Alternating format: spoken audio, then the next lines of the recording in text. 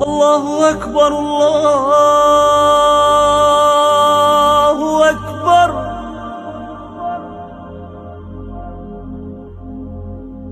أشهد أن لا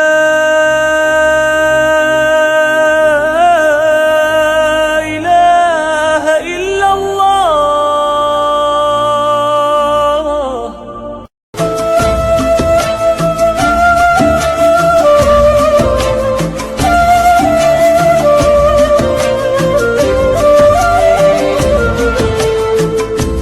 Bismillahirrahmanirrahim. Assalamualaikum warahmatullahi wabarakatuh. Alhamdulillah allazi anzala sakinata fi qulubil mu'minin liyazdadu imana ma imanihim walillahi junudus samawati wal ardi wa kana Allahu aliman hakima. Asyhadu an la ilaha illallah wahdahu la syarikalah wa asyhadu anna Muhammadan abduhu wa rasuluhu allazi la nabiyya ba'dah wa ba'du. Alhamdulillah, Bapak-bapak jamaah salat subuh Masjid Uswatun Hasanah yang insya Allah karena ini masih suasana Syawal, saya secara pribadi menyampaikan ucapan taqabbalallahu minna wa minkum. Semoga seluruh amaliyah yang kita lakukan di bulan Ramadan diterima oleh Allah Subhanahu wa taala, dan kita berharap sesuai dengan apa yang dijanjikan oleh Allah selepas dari bulan Ramadan itu la'allakum tattaqun, kita mendapatkan gelar takwa. Kita tahu takwa adalah paripurna, Bapak. Tidak ada lagi gelar yang paling tinggi kecuali takwa. Yang dengan takwa itu pula lah kita sama-sama sudah memahami betul apa yang telah dijanjikan oleh Allah Subhanahu wa taala di dalam banyak ayat-ayatnya. Salah satunya Allah berjanji kepada orang-orang yang bertakwa itu apa, Pak? Wa may yattaqillah yaj'al lahu makhraja. Orang yang bertakwa itu tidak mungkin dia bete. Orang yang bertakwa itu tidak mungkin dia galau. Gak mungkin, Pak. Itu janji Allah begitu. Kenapa? Sebab orang yang bertakwa itu selalu ada jalan keluar baginya. Kan biasanya orang yang bete itu, Pak, gak ada jalan keluar. Confused, bingung, menyelesaikan masalah, gak pernah tuntas. Tapi bagi orang yang bertakwa, Masya Allah, yaj'al lahu makhraja, selalu ada jalan keluarnya. Baik persoalan itu persoalan yang kecil maupun persoalan-persoalan yang besar sekalipun, selalu ada jalan keluarnya. Itulah keberuntungan gelar takwa. Ternyata tidak hanya itu yang Allah katakan. Setelah yaj'al lahu makhraja wa yarzuqhu min haitsu la yahtasibu. Kita tahu rezeki itu menjadi dambaan semua manusia. Ada manusia yang tidak ingin rezeki, Pak? Ada nggak, Pak? Hah? Ada yang sudah hilang akal. Orang yang sudah hilang akal itu nggak butuh rezeki, meskipun dengan masih berlangsungnya kehidupan dia itu merupakan rezeki, tapi dia tidak menyadari itu adalah rezeki dari Allah. Tapi bagi kita yang masih diberikan sehat akal kita, yang namanya rezeki kan bukan hanya berupa materi. Materi mah kecil, Pak. Materi mah kecil, materi itu. Tapi sayang, manusia seringkali bertengkar, berkelahi hanya persoalan-persoalan yang kecil, masalah materi. Pernah itu di televisi di Cicahem, karena rezeki itu dinilainya, ya jazakallah khair. Ini rezeki ini, Pak, ini teh. Orang menilai rezeki itu materi. Di Cicahem, Pak, para calo itu pernah bertengkar hanya gara-gara uang 2.000 rupiah. Saling bunuh. Bayang, Pak, coba. Hanya karena 2.000 rupiah paling bunuh itu di Ciahem. Kenapa? Karena dia menilai rezeki sangat kecil. Uang 2.000 ini rezeki saya kan gitu ya. Nggak segan-segan dia bunuh saja Pak. Sampai seperti itu. Ini luar biasa. Padahal rezeki itu sangat luas dan banyak. Allah menurunkan rezeki itu seperti Allah menurunkan air hujan Pak. Tinggal masalahnya kita bisa menampung atau tidak rezeki itu. Rezeki itu bisa ditampung kalau kita mau berusaha. Kan itu Pak ya. Salah satu usaha untuk menampung air hujan, tanah yang kita miliki itu harus ditandur, dipacul, supaya bisa menampung air hujan. Menyerap air hujan, terserap, betapa nikmatnya rezeki dari Allah Subhanahu wa taala. Nah, oleh karenanya ada 3 rezeki yang Allah berikan, karuniakan kepada kita itu. Yang pertama, rezeki berupa kehidupan Pak. Hidup itu rezeki bukan Pak? Rezeki itu hidup, itu rezeki Pak. Kita masih diberikan rezeki oleh Allah Subhanahu wa taala berupa kehidupan, bahwa kita bisa hidup. Bisa melihat mata kita, bisa mendengar telinga kita, bisa merasa hati kita, itu rezeki yang luar biasa. Kalau Bapak pergi ke rumah sakit, saya pernah Pak nanyakan di Hasan Sadikin itu, Bu, anaknya sakit apa? Nggak bisa BAB katanya. Jadi harus dioperasi. Nggak bisa BAB, harus dioperasi. Saya tanya yang sebelah lagi, Bu, kenapa anaknya nggak bisa buang angin? Bayangkan, itu nggak bisa Pak, coba. Jadi gimana? Harus dioperasi. Berapa operasinya? 6 juta, masa itu Pak. Nggak bisa buang angin 6 juta Pak. Masya Allah, itu luar biasa. Kalau rezeki itu hanya sebatas materi, aduh kecil banget nilainya Pak. Belum lagi mata kita yang bisa melihat, telinga kita bisa mendengar, hati kita bisa merasa, Masya Allah, itu luar biasa. Rezeki yang luar biasa Allah berikan. Tapi sayangnya gimana Pak? Walakinna aksaron nasi la yashkurun. Tapi sayang, kata Allah, rizki yang aku limpahkan kepadanya itu ternyata hanya sedikit sekali yang mensyukuri rizkiku, kata Allah. Hanya sedikit sekali yang mensyukuri rizki dari Allah Subhanahu wa ta'ala. Hanya sedikit. Dia lupa. Mata bisa melihat, itu adalah rizki yang luar biasa. Telinga bisa mendengar, rizki yang luar biasa. Sampai tadi nggak bisa buang angin. Buang angin itu rizki yang luar biasa. Tapi jangan sembarang buang Pak angin itu Pak. Wahaya itu kalau sembarang dibuang angin di mana-mana itu kan ya. Meskipun itu adalah rizki dari Allah Subhanahu wa ta'ala. Alhamdulillah, Allah telah mengkaruniai kita selama 1 bulan lamanya di bulan Ramadan dengan berbagai kenikmatannya yang Allah suguhkan kepada kita, dan kita bisa menikmati itu semua. Gimana janji Allah Pak dalam sebuah hadits qudsi yang disitir oleh Rasulullah, man shoma Ramadanan. Karena esensi dari bulan Ramadan itu 2 Pak. Yang pertama adalah saum sebagai esensi utamanya. Yang kedua adalah man qoma Ramadanan. Barang siapa yang mampu melaksanakan ibadah saum di bulan Ramadan, nah kan gitu, ghufira lahu ma taqaddama min zanbi. Allah hapuskan tuh seluruh dosa-dosa yang telah lalu, itu dihapuskan oleh Allah Subhanahu wa ta'ala. Berapa tahun usia kita Pak? Berapa banyak dosa yang kita miliki? Melalui ibadah saum itu dihapuskan oleh Allah Subhanahu wa ta'ala. Masya Allah, itu luar biasa. Man qama Ramadanan imanan wahtisaban ghufira lahu ma taqaddama min zanbi.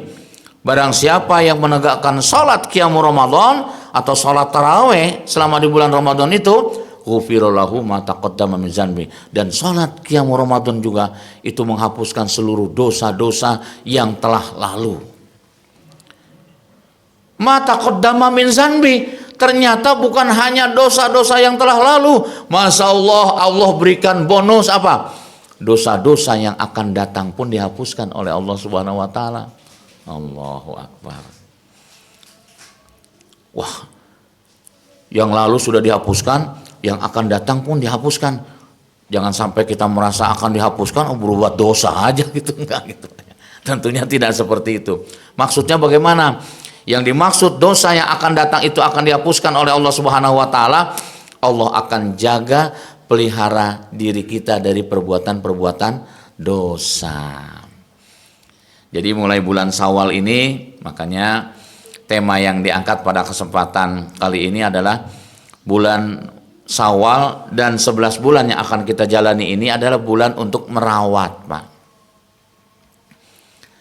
Sebuah ungkapan membeli itu jauh lebih mudah atau lebih murah dibandingkan dengan merawat. Sepatu, Pak? Naon sepatu cenah? Sepakat dan setuju? Sepatu teh sepakat dan setuju, Pak. Ya, membeli itu, Pak, ya, itu jauh lebih murah atau lebih mudah dibandingkan dengan merawat. Oh, Ramadan kita sudah beli, Pak, 1 bulan. Tapi bagaimana merawatnya di 11 bulan yang akan kita jalani? Gimana merawatnya, Pak? Apa yang harus kita rawat? Di bulan Ramadan itu kita tahu seluruh amaliyah yang kita lakukan, dari mulai ibadah saum sebagai esensinya, qiyamul Ramadannya, sholat tarawehnya, tilawah Al-Qur'annya, infak sodakohnya, dan masih banyak lagi amaliyah yang kita lakukan, itu perlu kita rawat, Pak. Kan kita sudah beli. Di bulan Ramadan kita mampu menghatamkan Al-Quran. Ada yang sehari 1 juz, ada yang 2 juz, ada yang 3 juz, 4 juz, 5 juz, 10 juz. Bahkan di pesantren, Pak, santri-santri itu setiap hari khatam Quran. Coba, Pak. Ya. Itu di bulan Ramadan, berkahnya Ramadan. Ini Masya Allah, itu luar biasa. Semangat di bulan Ramadan itu luar biasa. Apalagi kalau kita baca dalam biografi Imam Asy-Syafi'i yang menjadi rujukan imam di Indonesia, itu setiap bulan Ramadan 2 kali khatam setiap hari. Bayang tuh, Pak, 2 kali khatam, Pak. Nah, Ramadan kemarin itu salah satu pesantren di Blitar, Blitar gitu saya lupa, sholat tarawehnya khatam tiap malam. Bayang nggak, Pak? Sholat taraweh khatam tiap malam, mencontoh Rasulullah Shallallahu Alaihi Wasallam. Rasulullah itu sholat tarawehnya khatam tiap malam, Pak. Makanya mulai taraweh itu dari setelah sholat Isya, surat yang pertama setelah Al-Fatihah apa, Pak? Al-Baqarah, Alif Lam Mim, Dzalikal kitabul la raiba fihi hudal lil muttaqin, la yukallifullahu nafsan illa wus'aha. Enggak terasa 286 ayat tuntas. 2 juz setengah kurang 2 lembar. Sahabat yang ikut bersama Rasulullah beranggapan Rasulullah akan ruku. Dilanjut oleh Rasulullah, Alif Lam Mim, Allahu la ilaha illa huwal hayyul qayyum. Enggak terasa, ya ayyuhallazina amanu sabiru wasabiru warabitu. 200 ayat tuntas surat Ali Imran.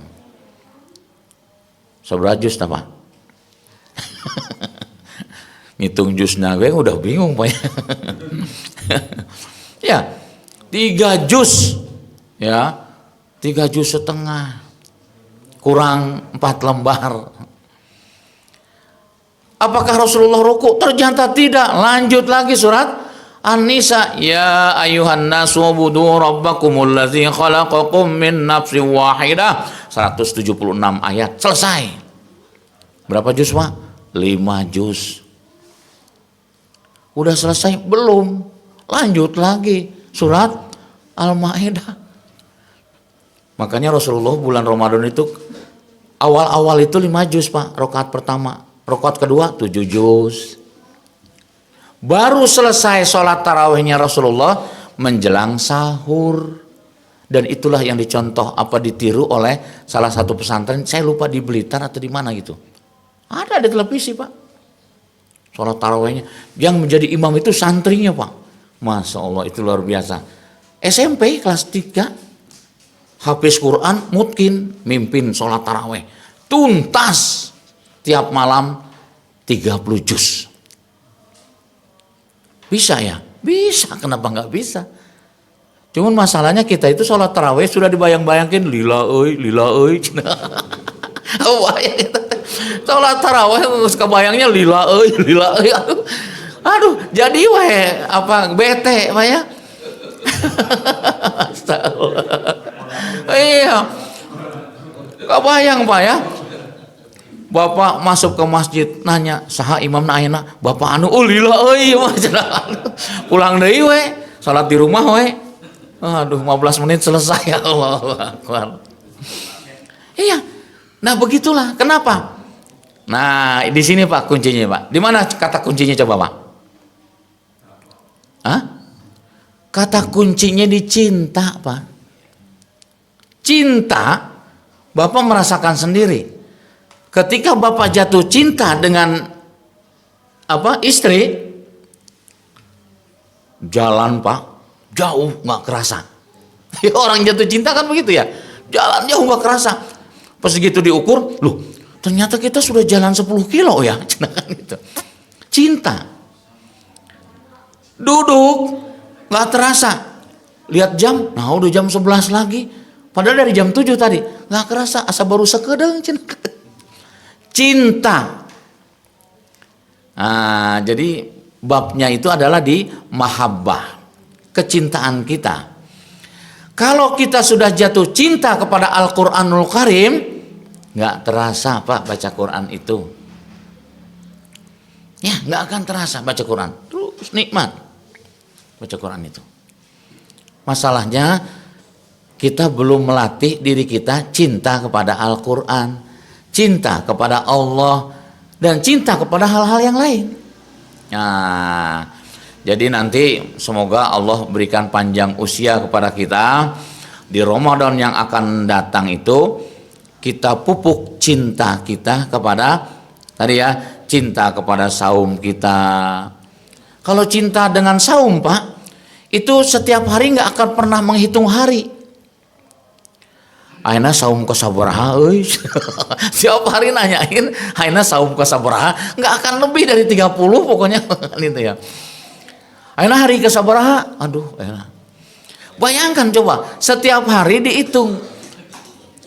Buktikan bahwa kita cinta kepada saum sehingga kita nggak merasakan, loh, kok sudah mau maghrib lagi ya? Bayangkan. Tapi jangan sampai begitu ada azan, udah azan euy cenah. Loh, kan baru zuhur, kan zuhur sama maghrib kan sama azannya cenah. Jangan gitu juga Pak ya. Masya Allah, ini luar biasa. Mari kita latih. Jangan sampai cinta kita itu hanya pada pasangan. Nah gitu. Ada juga yang mencintai jabatan, mencintai kekuasaan, mencintai harta, mencintai performan. Kalau sudah cinta dengan yang disebutkan tadi, itu sudah total segalanya. Orang yang cinta jabatan total Pak, harga mati. Main Pak ya. Pokoknya apapun dia akan perjuangkan. Orang kalau sudah jatuh cinta begitu. Maka bagaimana caranya? Nah, berarti bulan Syawal dan seterusnya kita latih diri kita untuk bisa mencintai seluruh amalia yang kita lakukan di bulan Ramadan agar kita rawat. Bayangkan coba Pak, kita merawat apa saja, misalnya kita punya akuarium, ada ikan di dalamnya. Itu karena cinta kita rawat, kita bersihkan kandangnya akuariumnya kita kasih makan, bahkan kita pilih makanan yang bagus. Itu karena cinta Pak. Kalau orang sudah nggak cinta lagi, diantepkeun tah ikan di akuarium. Nah, nggak separarai kabeh ikan. Karena sudah nggak cinta lagi kan gitu. Sama halnya kita juga begitu di keluarga, Pak. Kalau sudah tidak ada cinta dengan istri, biasanya gimana, Pak? Kalau sudah nggak ada cinta ke istri? Milarian deui kan gitu ya. Milarian lagi cinta kan gitu. Masya Allah, itu luar biasa ya. Ya, makanya bagaimana caranya agar tadi cinta itu melekat dalam diri kita, tentunya tanamkan rasa cinta dalam jiwa raga kita itu sesuai syariat. Nah, ini Pak ya. Tanamkan rasa cinta dalam jiwa raga kita ini sesuai dengan syariat. Loh, kenapa? Ya, karena ada orang yang menanamkan cinta dalam jiwa raganya itu bukan atas dasar syariat, tapi atas dasar apa, Pak? Syahwat. Ya, atas dasar syahwat. Kita tahu syahwat itu sifatnya pragmatis, Pak. Spontanitas. Itu syahwat. Ketika dia mencintai sesuatu, dikejar. Sampai seperti itu, pragmatis. Begitu sudah dapati, pika sebelen, lepas deh gitu, Pak.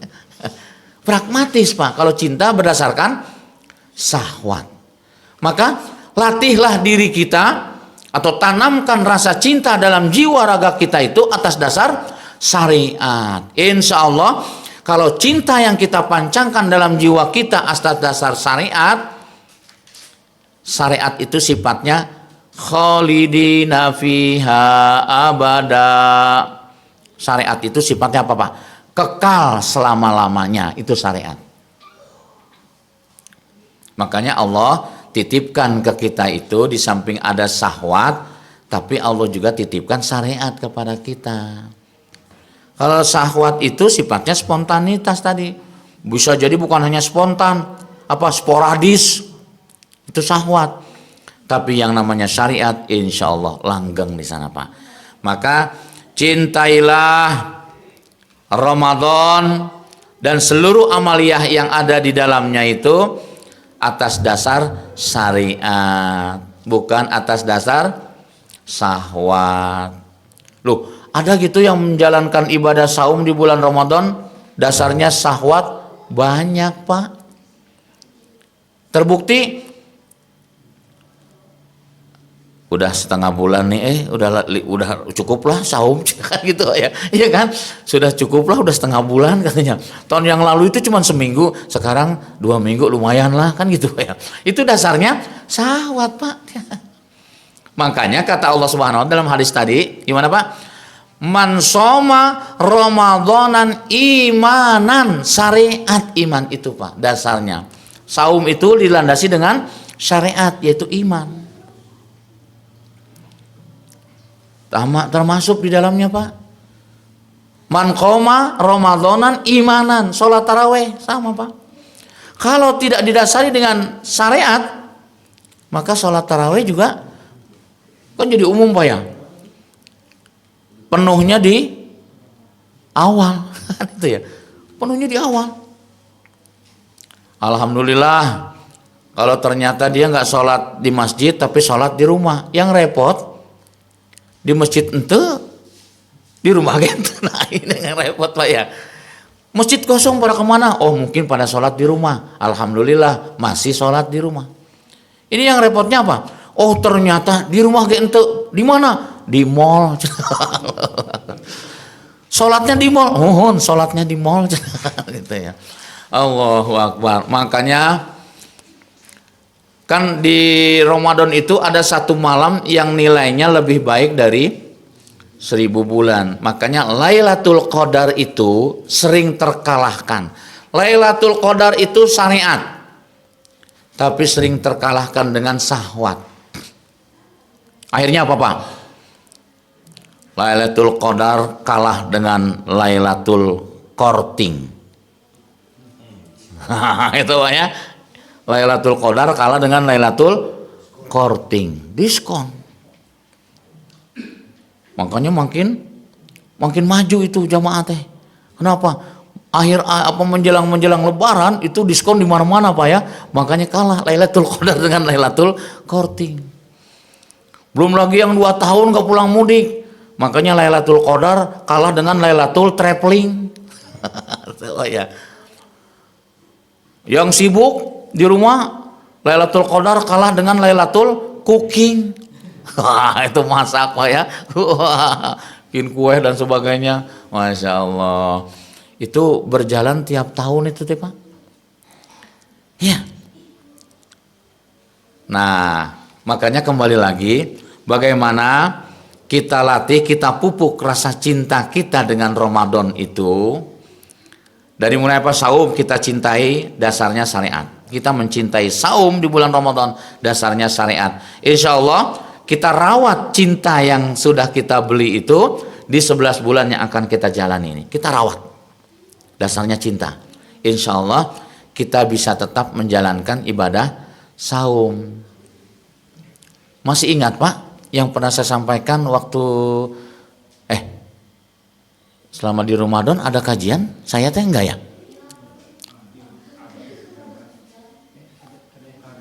Ada ya? Lupa. Masih ingat atau masih lupa Pak? Iya. Kan luar biasa Pak ya. Seorang ilmuwan dari Jepang. Nah, masih ingat nggak Pak?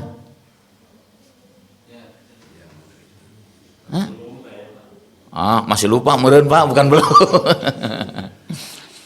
Seorang ilmuwan dari Jepang namanya Profesor Yoshinori Osumi. Udah connect nih? Belum juga? Belum. Dia adalah seorang ilmuwan, seorang profesor ilmu biologi. Melakukan riset selama 10 tahun. Selesai dari risetnya selama 10 tahun itu, dia mendapatkan penghargaan Nobel di tahun 2016. Apa yang dia riset? Manfaat mengosongkan perut. Dia bukan muslim, makanya bahasanya manfaat mengosongkan perut. Apa manfaatnya? Ternyata setelah mendapatkan penghargaan Nobel itu, dia membuat statement itu bahwa setiap manusia wajib mengosongkan perutnya dalam 1 minggu 2 kali. Saya pikir nih jangan-jangan profesor niru hadis Nabi nih, ya kan? Bahwa kita diperintahkan setiap pekan 2 kali mengosongkan perut, Senin dan Kamis. Ya, di riset Pak 10 tahun itu Pak. Dari hasil risetnya itu dia menemukan ada satu proses dari mengosongkan perut itu yang disebut dengan proses autophagy. Autophagy itu adalah satu proses ketika perut kita kosong, maka sel-sel yang ada di tubuh kita yang jumlahnya miliaran itu ketika lapar, sel juga ikut lapar Pak. Kalau kita lapar, sel-sel yang ada di tubuh kita ikut lapar. Sehingga sel itu memakan sel. Nah, sel memakan sel. Kita baru mendengar jeruk makan jeruk. Itu ya. Nah, ini sel memakan sel. Nah, setelah sel yang lapar memakan sel yang lain, maka terjadilah protein di situ. Bahwa protein itu dibutuhkan oleh tubuh kita. Nah, dari protein maka ada sel-sel yang rusak yang mati itu, maka autophagy itu menjadi besar sehingga menjadi autophagisome namanya Pak. Ini hasil riset Pak, luar biasa. Menjadi sapu besar sampai pada akhirnya ternyata luar biasa. Baru di abad itu kita mengetahui ternyata dalam tubuh kita itu ada proses yang namanya autolisis. Apa itu proses autolisis? Autolisis itu adalah satu proses secara otomatis dalam tubuh kita. Ketika tubuh kita kosong, kata profesor tadi, dia melakukan risetnya, terutama dari mulai jam 12 siang sampai jam 5, itu autolisis bekerja secara maksimal. Apa yang dia lakukan? Membuang seluruh sel-sel yang mati, yang rusak, racun, bakteri, itu dibuang secara otomatis. Kemudian dia melakukan regenerasi. Masya Allah, ini luar biasa. Ini luar biasa proses. Penemuan yang baru. Dia mendapatkan penghargaan Nobel. Kalau dia muslim, mungkin kalimatnya itu adalah manfaat saum gitu kalimatnya. Manfaat saum karena bukan muslim, sehingga manfaat mengosongkan perut kan gitu ya. Ya, ini luar biasa. Jadi begitu dahsyatnya sebenarnya dalam tubuh kita itu. Manfaat yang luar biasa. Makanya kenapa Allah perintahkan saum kepada kita? Itu karena Allah sayang kepada diri kita. Agar kita bisa mengoptimalkan proses autolisis dalam tubuh ini. Itu dengan saum. Kita latih. Nah kan itu ya, saum Senin Kemis. Sampai akhirnya seorang dokter herbal. Ada yang tahu Pak? Siapa? Zaidul Akbar. Dia mengatakan kalau kita mau sehat, kata Zaidul Akbar itu harus apa Pak? Dia mengatakan 83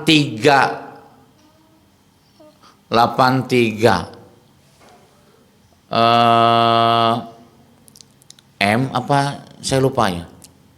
Apa kalau yang pengobatan Nabawi itu apa namanya? Tibun Nabawi ya.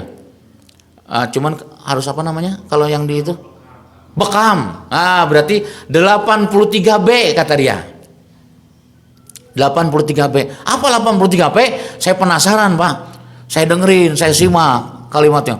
Yang disebut dengan 83B itu bahwa dalam satu pekan 2 kali kita saum, kalau sebulan berarti 8 kali. Yang tiganya apa? Oh itu saum ayaumil bid. Masya Allah itu.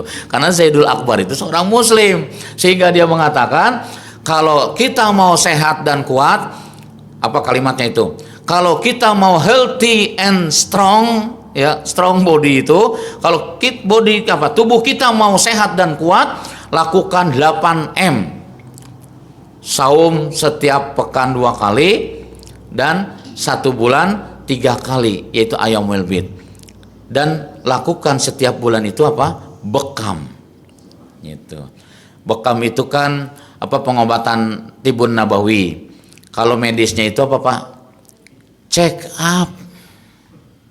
Itu ya. Check up. Atau medical check up. General check up setiap 1 tahun sekali. Dan itu dilakukan oleh Rasulullah Pak. Untuk apa? Agar kita mengetahui tadi ya, bukan penyakit Pak, ada penyakit mah sieun. Begitu general check up, ternyata kita jelema beunghar, aya batu di tubuh. Macam-macam dalam tubuh itu kan ya. Nah, jadi Rasulullah melakukan general check up setiap 1 tahun sekali itu untuk apa Pak? Untuk mengetahui apa yang dibutuhkan oleh tubuh kita. Nah, kemudian komposisinya berapa saja yang dibutuhkan oleh tubuh kita. Itu tujuannya general check up. Jangan sampai kita tidak tahu, ayo aja makan jeruk. Padahal tubuh kita sudah tercukupi dengan 1 jeruk. Akhirnya apa? Ketika kita makan jeruk 5, ternyata yang 4 kebuang. Yang masuk cuman 1. Itu tujuan general check up yang dilakukan oleh Rasulullah. Agar tahu yang dibutuhkan oleh tubuh. Sampai karena kita tidak melakukan itu, akhirnya apa yang terjadi Pak? Kita punya asam urat, kolesterol, ada macam-macam itu Pak ya. Masya Allah itu dalam tubuhnya. Kenapa? Karena tidak melakukan general check up tadi. Rasulullah lakukan itu. Tujuan untuk apa? Ya tadi menjaga makan. Kan kuncinya di makan. Makanya di dalam banyak hadis Rasulullah itu, penyakit itu bersumber dari perut Pak. Dari perut penyakit itu.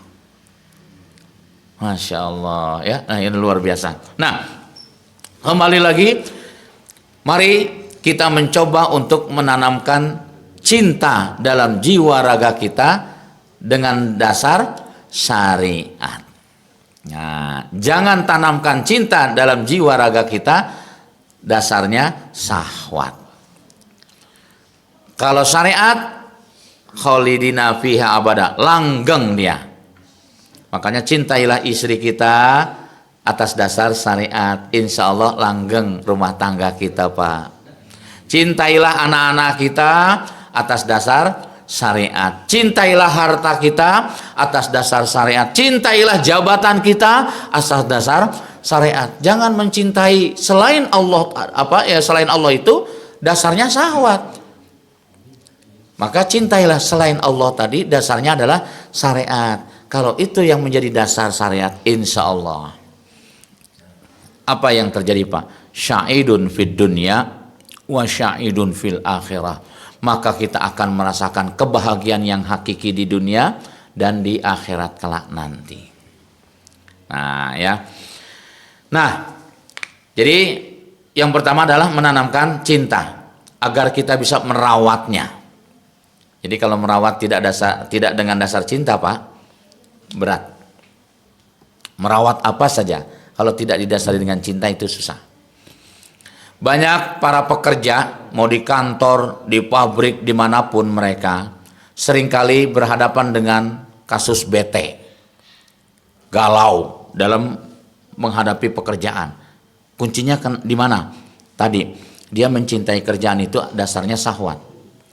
Tapi kalau dia cintai pekerjaan itu dasarnya syariat, insya Allah tidak. Dan perlu kita pahami, Pak, tadi saya bilang cinta itu tidak mengenal lelah. Makanya kalau kita bekerja landasi dengan cinta, nggak akan pernah lelah. Tapi kalau kita beraktivitas tidak didasari dengan cinta, akan cepat lelah kita. Capek dan capek, akan begitu. Begitu juga kita di rumah tangga atau dimanapun.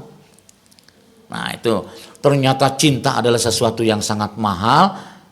Maka ada satu ungkapan, dari mana kita bisa menampatkan cinta itu, Pak?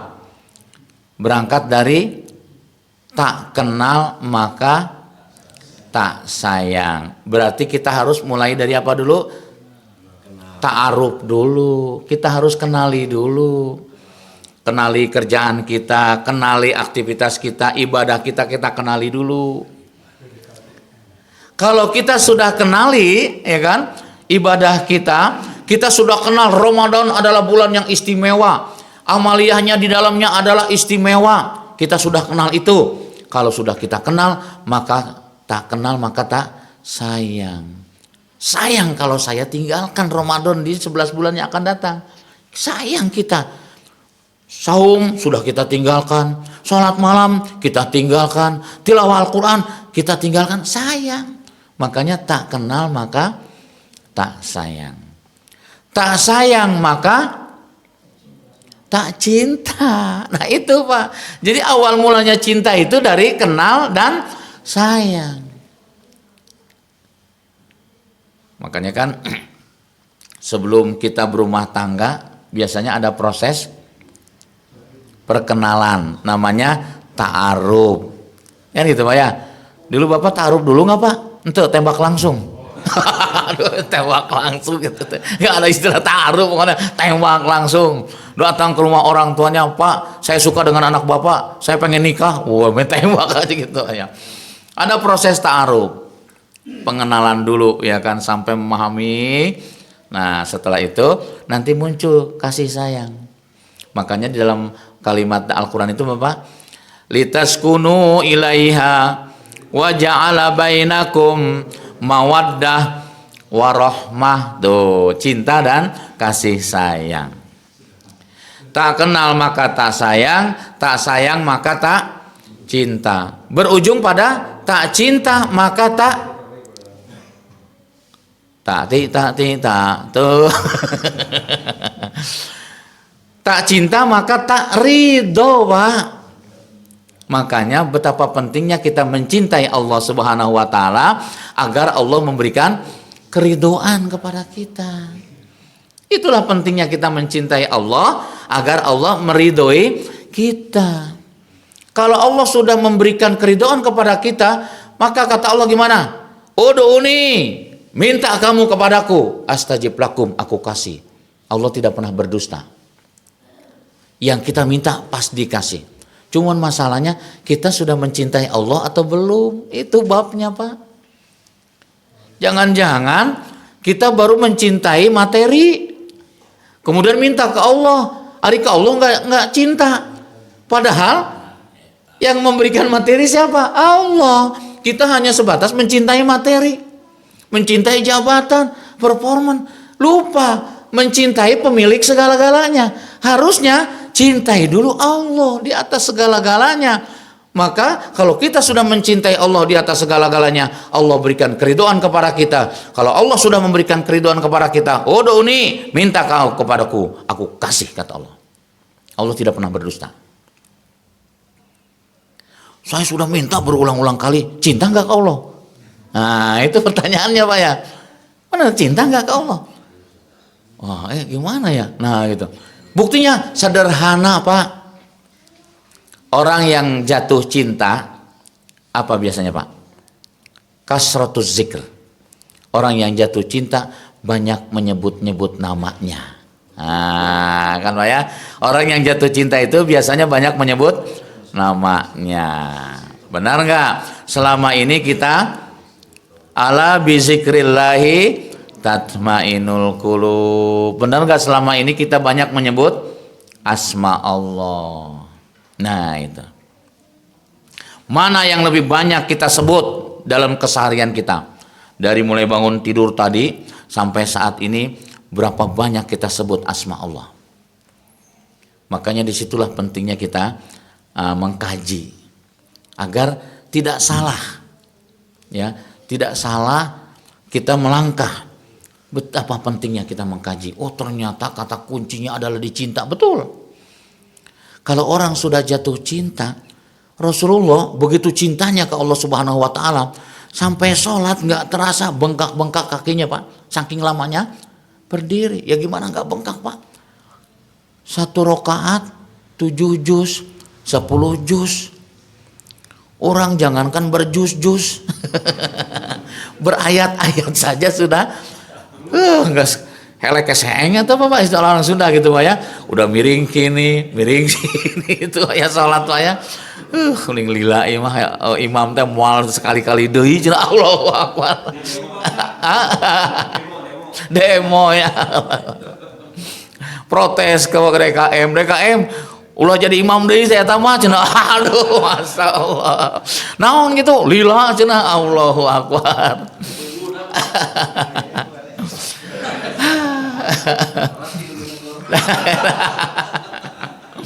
Allahu Akbar. Nah, dia ya. Jadi kata kuncinya di cinta. Ya, berarti mari kita rawat amaliyah di bulan Ramadan itu dasarnya cinta karena Allah tadi. Apa yang harus kita rawat tadi? Kan kita tahu amaliyah Ramadan jelas Pak ya. Tadi kan saum, sholat dan seterusnya itu. Nah, kalau kita sudah dapatkan selama bulan Ramadan, artinya kita sudah laksanakan semua amaliyah itu, kita tinggal pindahkan. Tapi ada hal yang sangat penting dari situ Pak. Bukan hanya dari ibadah saum kita pindahkan di saum 11 bulan akan datang, atau sholat malamnya, tapi ada nilai yang sangat luar biasa kita dapatkan selama bulan Ramadan itu. Apa Pak? Yang pertama adalah syihiyun wa qawiyun. Apa? Sehat dan kuat. Berarti suruk itu tuh ya. Ya, tuntaskan dulu nih yang penting ini Pak ya. Syihiyun wa qawiyun. Sehat dan kuat. Itu kita rasakan di bulan Ramadan. Kita jaga, kita rawat. Bagaimana agar kita tetap sehat dan kuat. Kan gitu. Makan harus diatur, terkontrol. Makanya Ramadan itu adalah bulan untuk apa? Mengontrol makan kita. Harusnya. Tapi sayang. Kontrol kita itu sampai maghrib. Selepas maghrib udah lepas kontrol. Apa yang ada di depan itu tidak ada yang tersisa kecuali piring dan sendoknya. Yang lainnya masuk pindah ke perut semua. Sunnah Rasul sudah dilaksanakan, kurma. Tapi ada yang wajib, bala-bala. Masya Allah, itu luar biasa ya. Allahu Akbar. Nggak jadi persoalan, nggak ada persoalan. Kenapa? Karena bulan Ramadan autolisis bekerja maksimal, sehingga makan bala-bala pun nggak masalah gitu. Yang jadi masalah itu kalau berlebih-lebihan, ya. Yang jadi masalah itu berlebih-lebihan. Segala sesuatu itu kalau berlebih-lebihan jadi masalah. Nah ya, jadi satu, kita mendapatkan nilai sihiyun wa qawiyun, yaitu sehat dan kuat. Kita jaga di 11 bulan yang akan datang ini. Yang kedua adalah al-wala'u ila rabbaniyah. Apa itu al-wala'u ila rabbaniyah? Monoloyalitas kita hanya kepada Allah. Di bulan Ramadan kita dibina oleh Allah Subhanahu wa taala, dididik oleh Allah Subhanahu wa taala agar loyalitasnya hanya kepada Allah. Luar biasa itu, Pak. Bulan Ramadan. Kita tidak lihat yang lain, Allah itu yang utama, loyalitas kita. Allahu ghayatuna. Aktivitas apapun yang kita lakukan dalam keseharian kita, semua kita arahkan untuk Allah Subhanahu wa taala. Ya, itu monoloyalitas. Al-wala'u ila rabbaniyah. Makanya di 11 bulan yang akan datang kita jaga tuh loyalitas kita kepada Allah Subhanahu wa taala. Jangan, sudah tidak ada lagi istilah tanggung nggak ada. Zuhur jam 12, laksanakan jam 12. Asar jam 3, laksanakan jam 3. Maghrib jam 6, laksanakan jam 6. Dan nggak lama sholat kok, cuma 2 menit atau 10 menit katakanlah. Selebihnya kita leluasa melakukan aktivitas apapun. Tapi sayang, kadang-kadang loyalitas kita itu bukan ke Allah. Akhirnya apa? Allah sering termarginalkan. Zuhur jam 12 baru sholat jam 2. Zuhur asar jam 3 baru sholat jam 5. Berarti Allah sering termarginalkan, terkesampingkan. Di mana loyalitas kita kepada Allah Subhanahu wa taala? Padahal semua kenikmatan itu Allah yang berikan ke kita. Ada enggak yang bisa memberikan kenikmatan? Enggak ada selain Allah. Disitulah al-wala'u ila rabbaniyah. Yang ketiga, al-indibatu fi taatillah. Bulan Ramadan adalah bulan yang melatih diri kita disiplin. Masya Allah. Kalau TNI ya Polri udah terbiasa disiplin itu. Ya, dan tidak aneh. Kita latih diri kita untuk disiplin. Disiplin dalam segala hal. Nah, kan ya.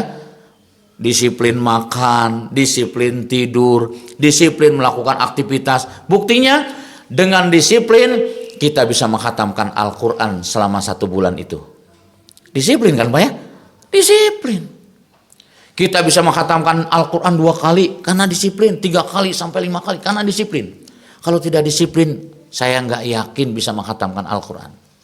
Karena disiplin. Disiplin kita juga bisa meluangkan waktu untuk sholat malam. Itu disiplin. Nilai disiplin itu kita sudah dapatkan. Dan yang terakhir, yang keempat adalah al-mahabbah wal ukhuwah. Kita dapatkan apa? Nilai-nilai al-mahabbah. Mahabbah itu cinta akan persaudaraan. Terasa sekali Pak di bulan Ramadan Pak ya. Kecintaan kita kepada saudara. Satu bukti kecintaan kita dengan saudara kita apa? Selepas dari bulan Ramadan kita keluarkan zakat fitrah, zakat mal, dan zakat-zakat yang lain kita keluarkan. Bukti kecintaan kita kepada sesama. Itu Masya Allah. Itu 4 poin. Ada yang bisa menyebutkan ulang? Pak DKM ngasih hadiah umroh. Pak DKM-nya solid. Baiklah. Yang pertama, sihiyun wa qawiyun, sehat dan kuat. Yang kedua, al-wala ila rabbaniyah, monoloyalitas hanya kepada Allah. Yang ketiga, al-indibatu fi taatillah, nilai disiplin mentaati perintah Allah.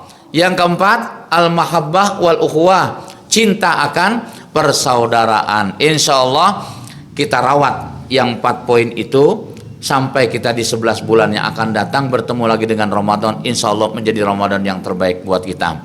Akhirnya dengan segala keterbatasan ini marilah sama-sama kita mohon kepada Allah Subhanahu wa taala, semoga Allah memberikan yang terbaik untuk kita semua.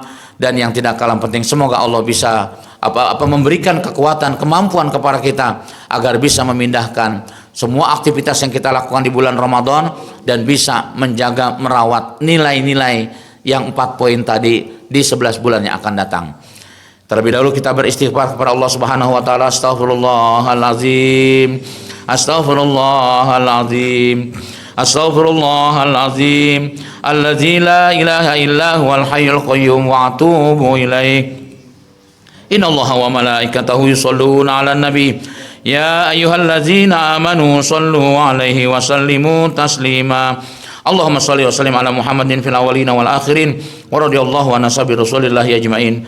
Amin ya Allah ya rabbal alamin. Hamdan syakirin, hamdan na'imin, hamdan yuwafi ni'amahu wa yukafi mazidah. Ya Rabbana, ya Rabbana, ya Rabbana lakal hamdu wa lakas syukru kama yanbaghi li jalal karim wa azim sultanik. Ya Rabbana, ya Rahman, ya Rahim. Kami adalah hamba-hambamu yang pada kesempatan pagi hari ini duduk bersimpuh di hadapanmu, tidak lain adalah mengharapkan keridhaan darimu ya Rabbana.